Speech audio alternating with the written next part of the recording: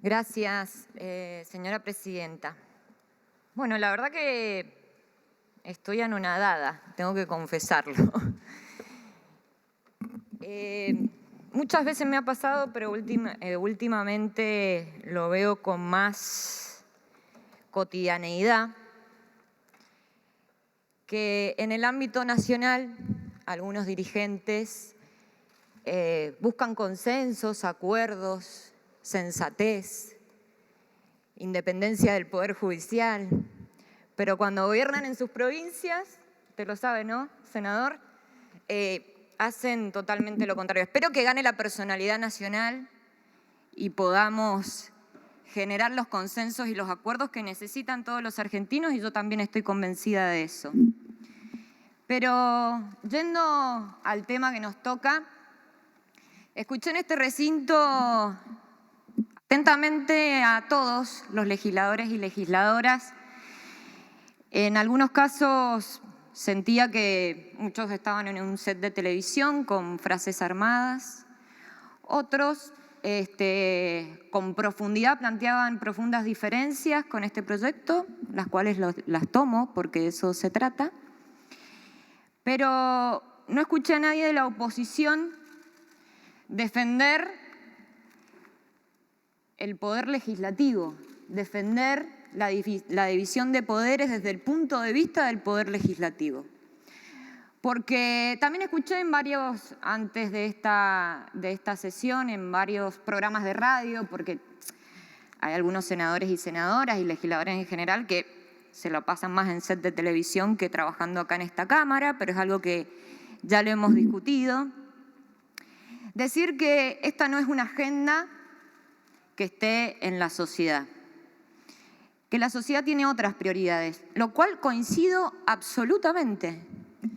A mí me encantaría estar tratando en esta sesión el fondo para pagarle al Fondo Monetario Internacional y poder sacarnos una deuda externa que pesa sobre millones de argentinos y sobre futuras generaciones, porque hay argentinos que no han nacido y ya están endeudados con la deuda, por ejemplo, de los 100 años que obtuvo el gobierno de Cambiemos. Pero resulta que esta historia, parte de la historia reciente, no quiero ahondar en cuestiones que ya se han dicho. Esta historia nace el 16 de diciembre del año pasado, del 2021, cuando la Corte, después de 15 años de 16 años en la justicia, declara inconstitucional algunos de los artículos, o los artículos medulares, podríamos decir, de la Ley 26.080.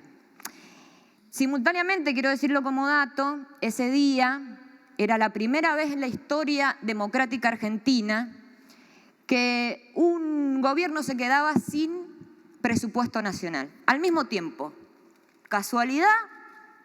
Yo no creo mucho en las casualidades de la política, pero lo cierto es que el hecho concreto es que somos el primer gobierno de la historia que no tiene presupuesto nacional y que además, bueno, obviamente a la presidenta, a la ex vicepresidenta de la Nación también la dejaron sin presupuesto, pero es la primera vez que lo votaron en contra.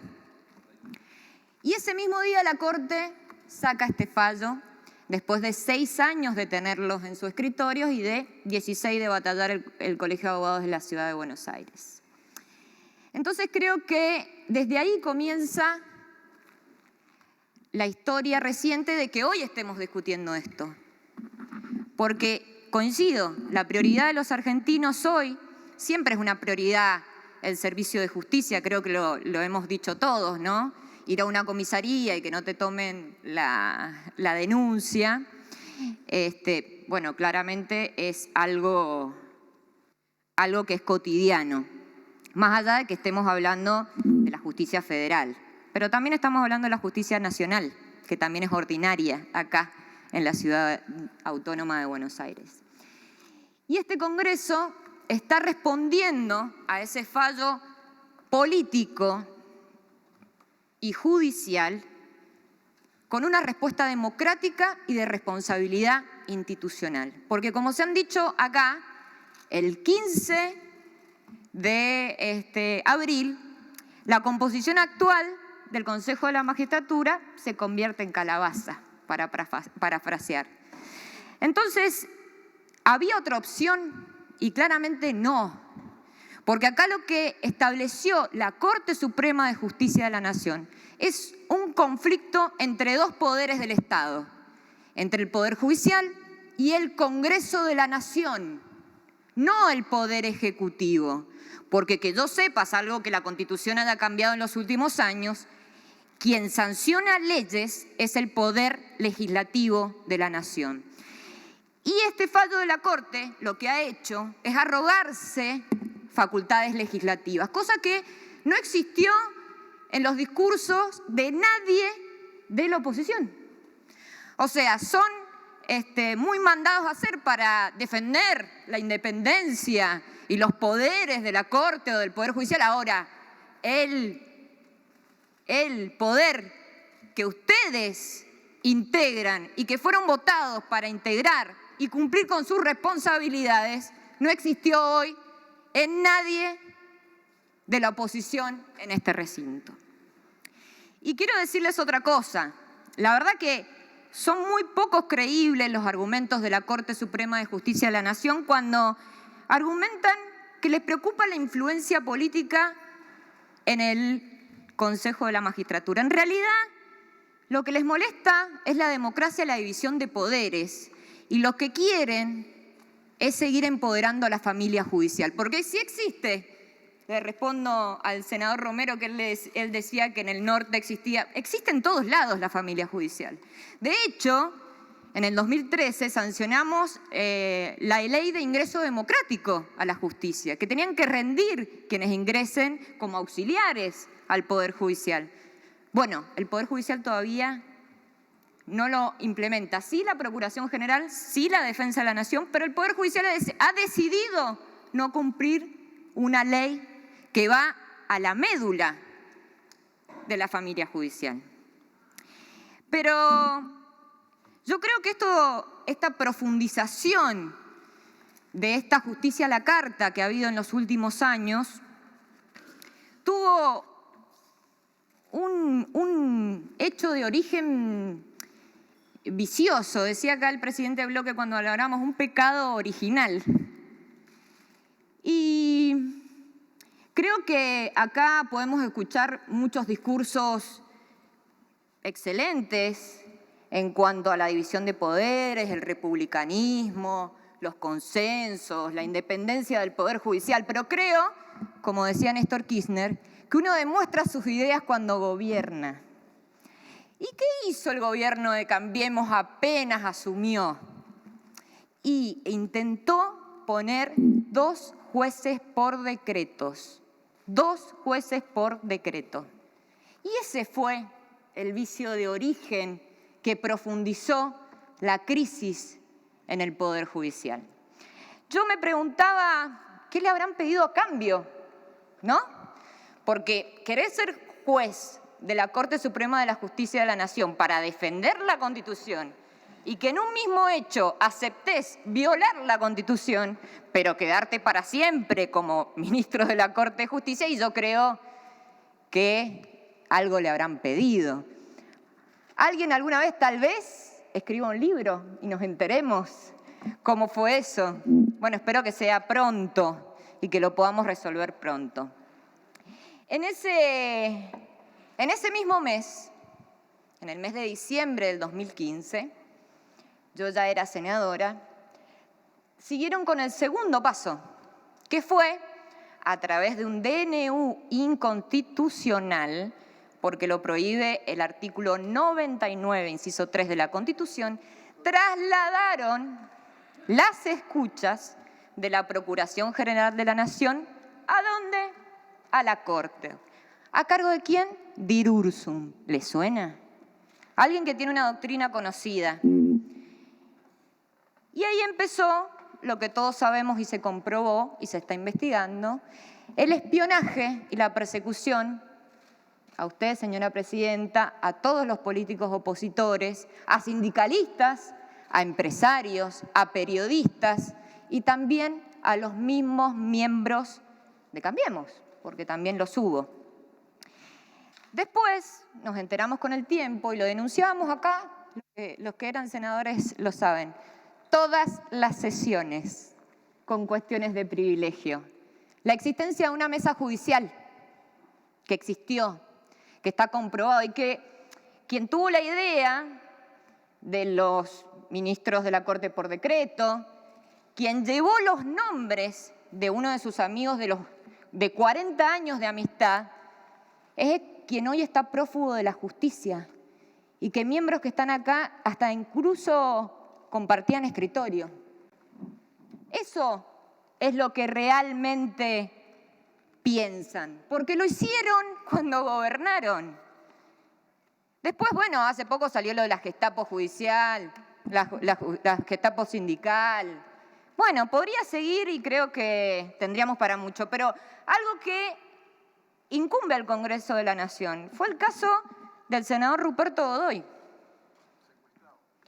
El senador Ruperto Godoy no era abogado y creo que si hay algo en la que la mayoría de los miembros acá, aunque no voten, coincidimos, mayoría, no totalidad estoy diciendo, es que no es necesario que la representación política tenga el título de abogado o abogada para ser designado como miembro del Consejo de la Magistratura. Bueno, claro, hubo una fallo a la carta que destituyó al senador Ruperto Godoy y nosotros lo reemplazamos por el ex senador País.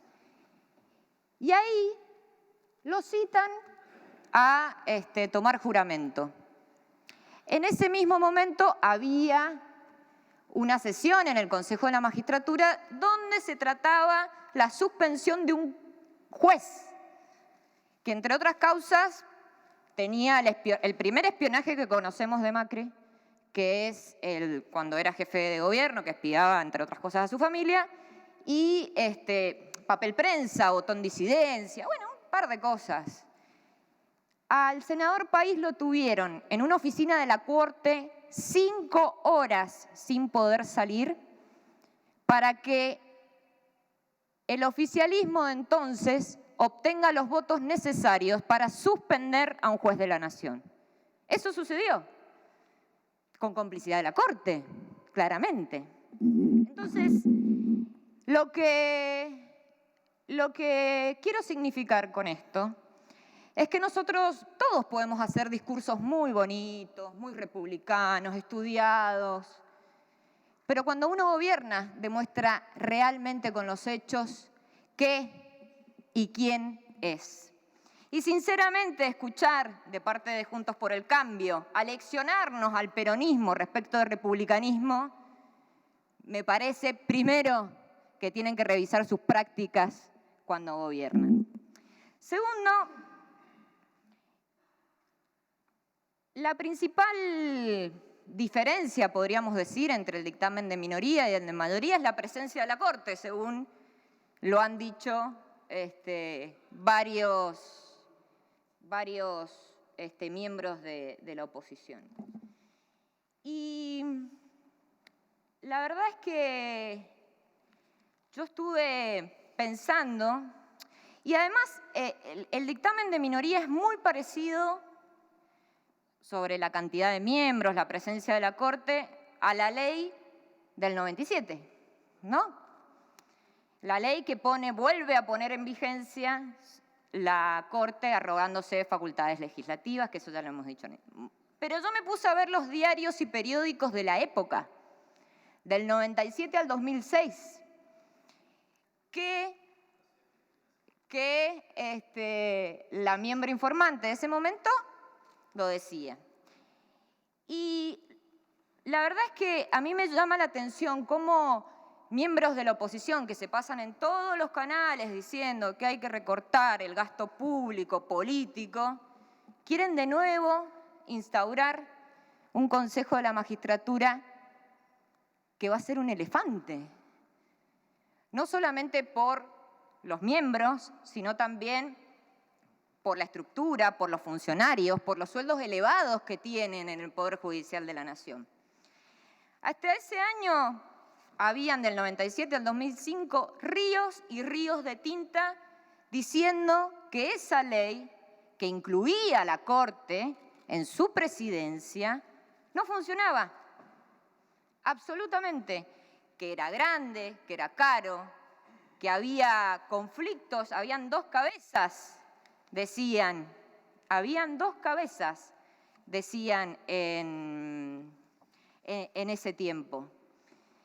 Y la realidad, señora presidenta, es que tengo acá los diferentes, decían, un poder necesita una sola cabeza, porque estaba en la cabeza de la Corte la presidencia. Otra editorial de La Nación en el 2002 decía la necesidad de reformar el Consejo de la Magistratura.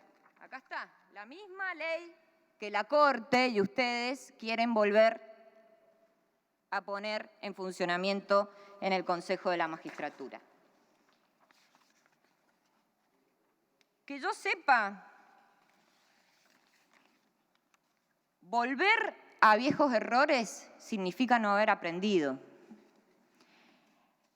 El último que les quiero leer es algo también del Diario de la Nación, en donde en el 1997 decía, el día que se trataba acá en el Consejo la ley del Consejo de la Magistratura, que la Corte quiere volver a imponer y ustedes duplican en su dictamen de minoría, decía el Diario de la Nación, el proyecto de ley del Consejo de la Magistratura que se apresta a votar hoy el Senado de la Nación es motivo de estupor, decía el Diario de la Nación, y de honda preocupación en todos los medios del foro, lo cual, por cuanto, consideran con razón, avanza peligrosamente sobre la independencia del Poder Judicial, con la presidencia de la Corte en lo mismo. Entonces, ustedes nos quieren convencer, la Corte y ustedes, de que volver a esta ley es lo mejor que le puede pasar a las instituciones de la Argentina.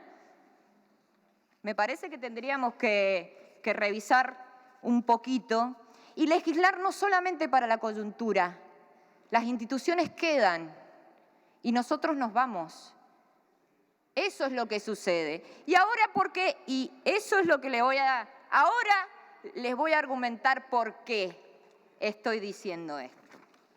Porque resulta que el objetivo del fallo del Poder Judicial, de la Corte Suprema de Justicia de la Nación, como digo, es un fallo político.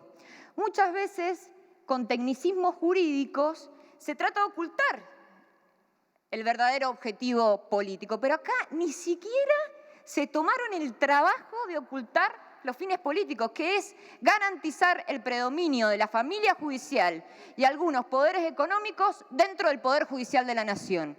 Eso es lo que sucede. Y la verdad que la UCR, o Juntos por el Cambio, para decirlo así, pretenda que un poder democrático tenga dentro de su funcionamiento la presidencia y no la voten sus miembros, sino que sea fija y sea por un estamento que no tiene alternancia, que tiene privilegios, me llama muchísimo la atención. Entonces me puse a buscar cuál era la posición institucional de la UCR respecto de la presencia y la presidencia de la Corte Suprema de Justicia de la Nación en el Consejo de la Magistratura. Yo, que sepa, la Constitución desde 1994 no ha cambiado, salvo que me haya perdido una parte de la historia. El primer proyecto que presentó la Unión Cívica Radical en el 1995, fresquita la reforma de la Constitución, fue firmado por el presidente del bloque, la UCR en aquel momento, Genut, de la Rúa, Solari Irigoyen, entre otros. El proyecto de la UCR no tenía, en ese momento, como sí lo tenía la del oficialismo, la presidencia de la Corte en el Consejo de la Magistratura, ni siquiera la integración, ¿no? El dictamen de minoría de febrero de 1996 de esa ley fue suscrito por, entre otros, Genut, Fernández Mejide, Storani, Galván, Leopoldo Moró, etcétera, etcétera, etcétera. Luego va a la Cámara de Diputados. Esto escuchen porque la verdad que me emocionó encontrar esto. El dictamen de la minoría, que tampoco tenía entre sus miembros a ningún juez de la Corte Suprema de Justicia de la Nación, estaba firmado por la diputada Elisa Carrió, el diputado Mario Negri, Cruchaga y otros.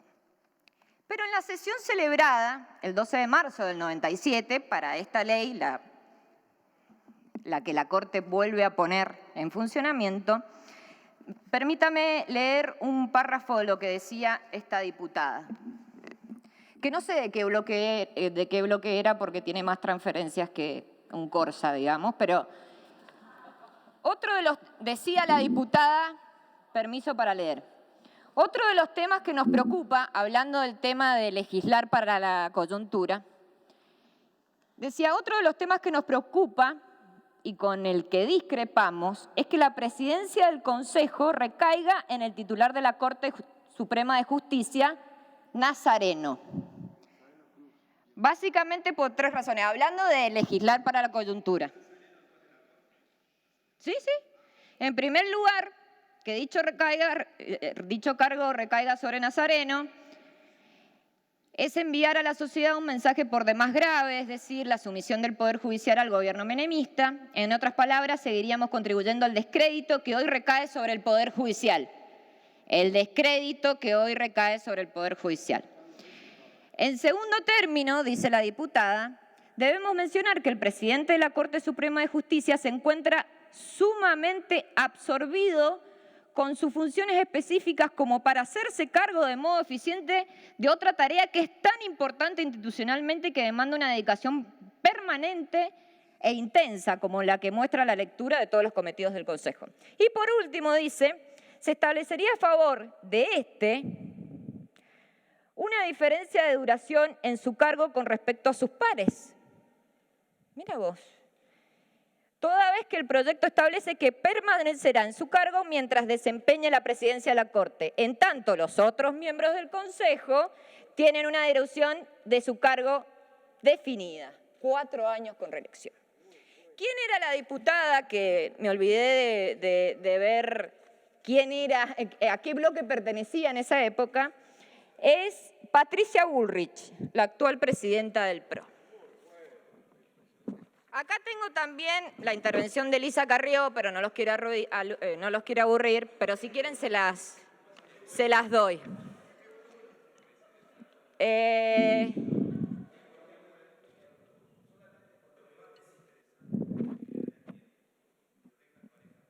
¿Sí? Van a ser 40 minutos de ambos legisladores. Quédese tranquilo que lo voy a controlar. No se ponga nervioso que ya llego a usted. No se ponga nervioso. Ya llego a usted. Debate parlamentario de la 26080. Bueno, el dictamen de minoría, acá está.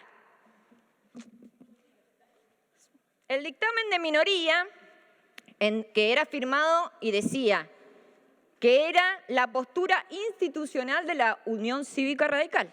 O sea, no lo hacían en nombre propio de los senadores, sino de la institucionalidad de la Unión Cívica Radical, que no contenía la presidencia ni la integración de los jueces de la Corte en el Consejo de la Magistratura. Estaba firmado por Luis Nadinov,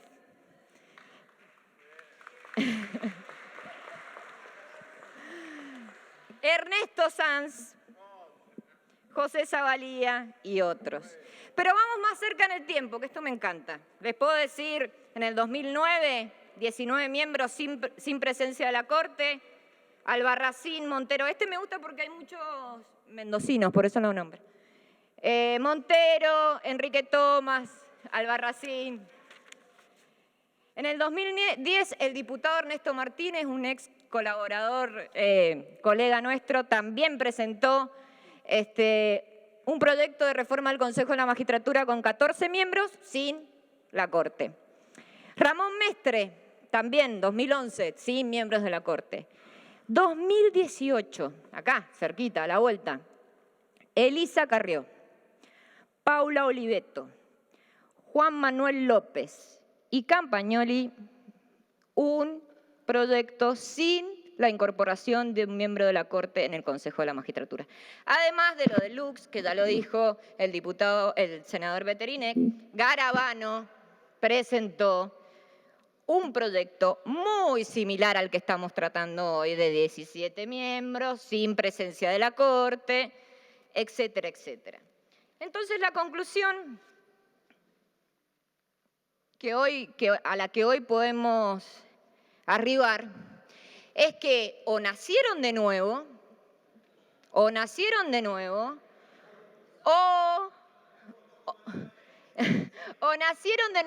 realidad lo que hacen en cada momento que les toca decidir es decidir según la coyuntura y no las instituciones. Lo que yo quiero decir por último, porque tendría más cosas para decir de lo camaleónico que ha sido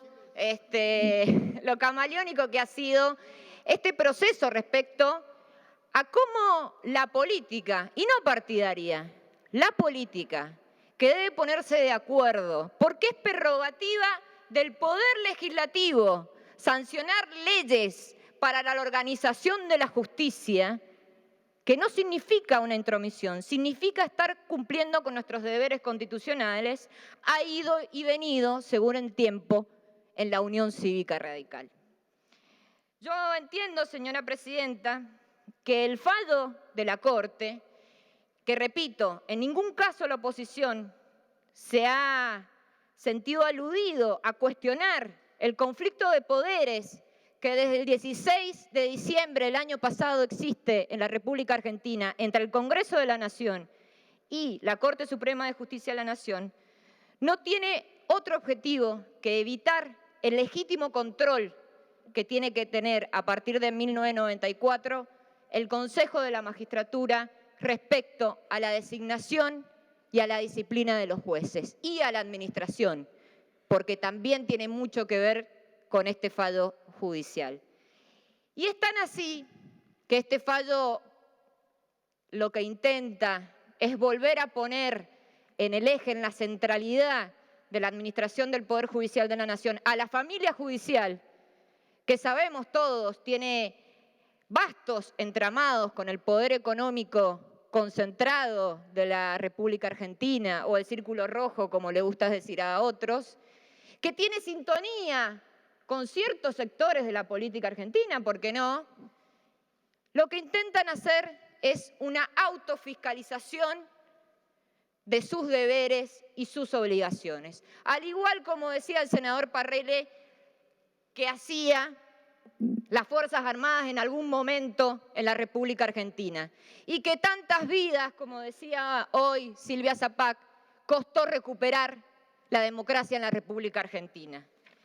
Quiero decirles que, mal que les pese a muchos, o que no lo puedan decir, o que no se atrevan a decirlo, más allá de los desencuentros que tengamos en la política, de no poder llegar a consensos que solucionen los problemas estructurales que hace años trae la República Argentina en sus hombros, hay dos diferencias que tiene el poder político, si es que existe, respecto del Poder Judicial, que es que a nosotros nos eligen a través del voto popular cada 4 años y que duramos 4 años en nuestras funciones.